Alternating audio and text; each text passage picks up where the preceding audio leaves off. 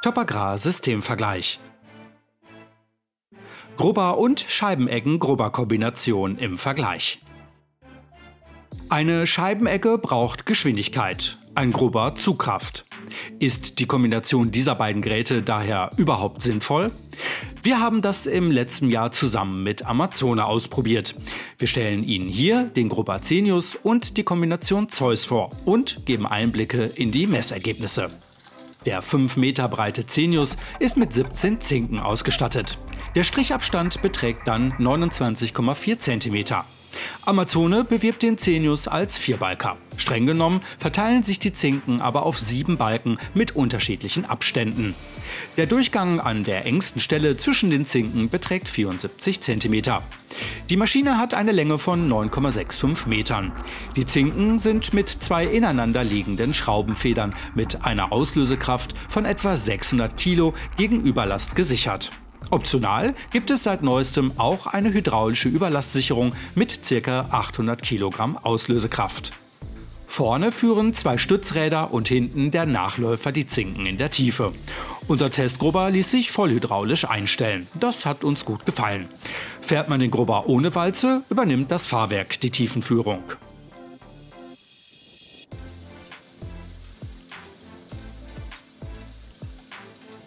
Die Scheibeneggen-Grubber-Kombination Zeus lässt sich ebenfalls ohne Nachläufer fahren. Auch dann übernimmt das Fahrwerk die Tiefenführung. Bei unserem Gerät führte vorne die Deichsel und hinten die Walze die Zinken in der Tiefe. In der vollhydraulischen Variante sind dazu 2 Zylinder in der Anhängung integriert. Einer zum Einsetzen und Ausheben und einer für die Einstellung der Tiefe. Die 40 vorlaufenden Scheiben haben einen Durchmesser von 510 mm.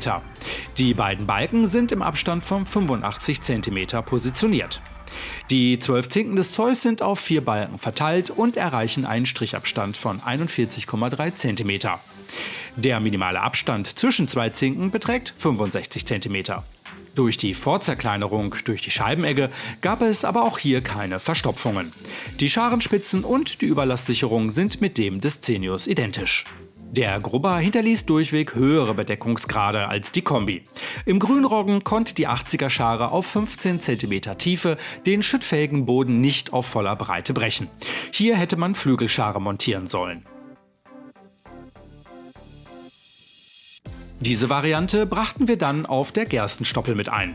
Bei 8 cm sowie 25 cm Tiefe benötigte der Grubber durch seine hohe Zinkenzahl eine höhere Zugkraft. Bei 15 cm Tiefe war der Zugkraftbedarf geringer als bei der Kombi.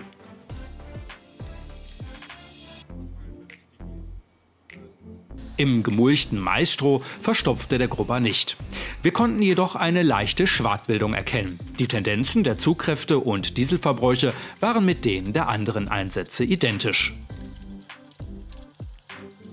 Die Scheibeneggen-Grubber-Kombination Zeus erreichte durchweg geringere Bedeckungsgrade.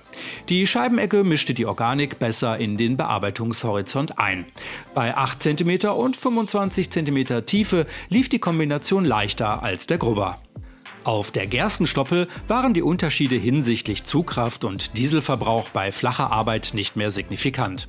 Die Einmischung war bei der Kombi aber deutlich intensiver. Auf der Getreidestoppel testeten wir mit beiden Geräten, wie weit sich das Material mitzieht. Eingefärbte Hackschnitzel dienten dabei als Versuchsmaterial. Der Grubber verzog das Material um 1 Meter und verteilte es dann auf einer Länge von etwa 4 Meter. Die Kombination hingegen verteilte die Hackschnitzel auf einer Länge von bis zu 8 Meter bei gleicher Fahrgeschwindigkeit. Man konnte zudem kaum mehr Hackschnitzel finden. Im Maisstroh überzeugte der Zeus mit einem gleichmäßigeren Arbeitsbild. Die Pflanzenreste waren deutlich besser eingemischt. Alle Messdaten der verschiedenen Einsätze sowie weitere Details zum Vergleich finden Sie in der Top Agrar Ausgabe 6/2021.